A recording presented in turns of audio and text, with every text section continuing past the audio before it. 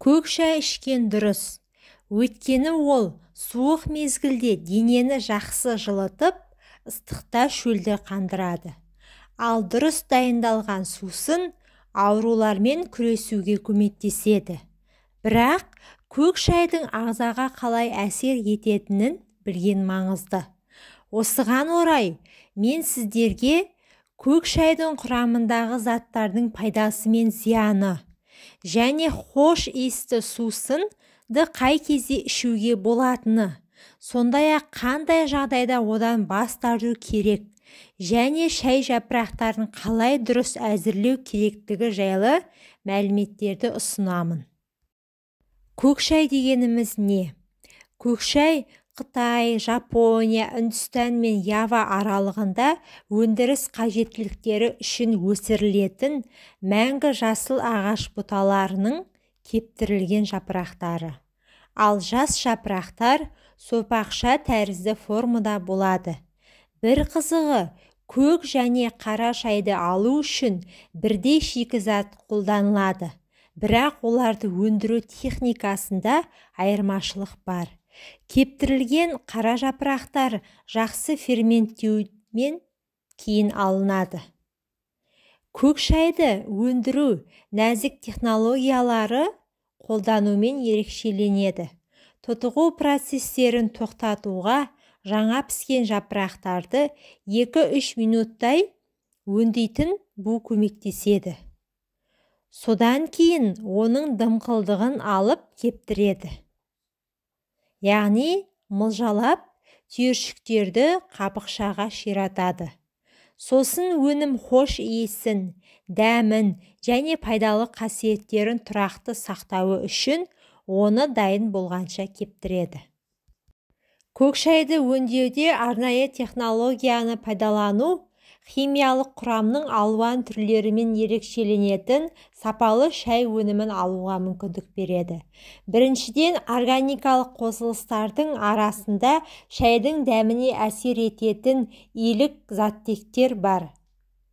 Екіншіден, шайдың құрамындағы кальций, темір, калий, мырыш, фтор, фосфор, йод және мыс секілді пайдалы микроэлементтердің өмірлік процестерге оң әсер етеді. Үшіншіден, шай жапырақтары зат алмасу процестерін жақсартатын А, С, Е, К, Р дәрумендеріне бай. Көк шайдың пайдасы.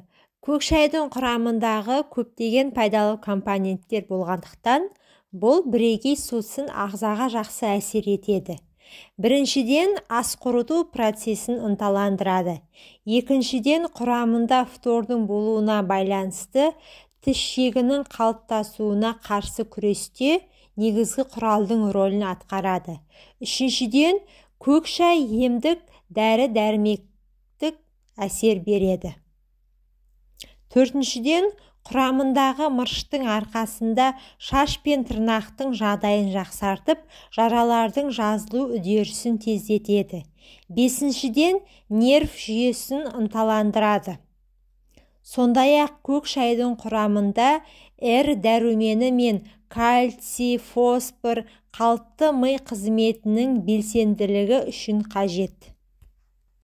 Көк шайда адамның жұмысқа қабілеттілігін жақсартатын кофеин бар. Құрамындағы йодтың болуына байланысты қалқанша безі ауруларына шалдығу қаупін азайтады. Микробқа қарсы әсері бар. Ағзадағы уытты заттарды шығарады. Тазарту қасиеттерінің арқасында көк шай ағзаның иммунитетін жақсартады және кез келген ауруға шалдығу қаупін азайтады. Құрамындағы А және С дәрумендерінің арқасында көз ауруларының даму қаупін төмендетеді. Токсикоз және теңіз ауруы кезінде көмектеседі. Мұндай жағдайларда құрғақ жапырақты шайнауға кеңес беріледі. Асқазанның қышқылдығын көтеріп, асқазан ішек жолдарының қызметін ынталандырады. Көк шай ұзақ өмір сүру сусыны деп есептеледі. Көк шайдың әйелдерге пайдасы: біріншіден, көк шайдың немесе мұзатылған жасыл шай шіріндісі негізінде жасалған маскілер бет терісін жақсы сергітіп, оның серпімділігін арттырады және бет пішінін тартып тегістейді. Екіншіден, зат алмасу процестерін ынталандыру және ағзаны тазарту құралы ретінде ас қорыту жолының қызметін жақсартып, салмақ тастауға әсер етеді. Бауырға сусынның тазалағыш қасиеті болғандықтан, оны қалыпты нормада ішу бауыр мен өт қабының жұмысына пайдалы болмақ. Олардың белсенділігін жақсартуға Р және С витаминдері көмектеседі. Бірақ бұл өнімнің құрамында фолиэтинол бар екенін ұмытпаған жөн. Егер көк шайды шамадан тыс ішсеңіз, бұл заттардың көп мөлшері бауырға зиян болуы мүмкін. Екіншіден, бүйрекке көк шай ағзаға пайдалы болуы үшін шай жапырақтарын дұрыс қайнатып, сусынды дұрыс қолдану керек. Ол токсиндердің адсорбенті ретінде әсер етеді. Бұл оларды ағзадан шығарып тастап, бүйректі тазартуға көмектеседі. Сусынды дұрыс пайдаланса, жүрек тамыр жүйесінің жағдайы жақсарады. Көк шайдың осы пайдалы қасиеттері келесі процестер арқылы жүзеге асырылады. С витамині қанды сұйылтып, оның тамырлар мен жүруін жеңілдетеді және қысымды төмендетеді. Калий жүрек бұлшықетін қатайтады. Р дәрумені қан тамырларының сергектігін көтереді. Илік заттар оларды нығайтады. Антиоксиданттар зат алмасу процестерін ынталандырады және қылтамырларда зиянды холестериннің жиналуына қарсы тұрады. Осы процестердің бәрі қан қысымын қалыпқа келтіреді. Сондықтан да бір шынаяқ көк шай ішу жүрек қантамыр жүйесі ауруларының алдын алуға көмектеседі. Көк шайдың зияны: көк шай қалыпты нормада пайдалану кезінде ғана пайдалы болады. Есіңізде болсын, сусынның қоздырушы әсері бар екенін естен шығармаңыз. Және ол жүрек қан тамырлары аурулары кезінде зиян болуы мүмкін.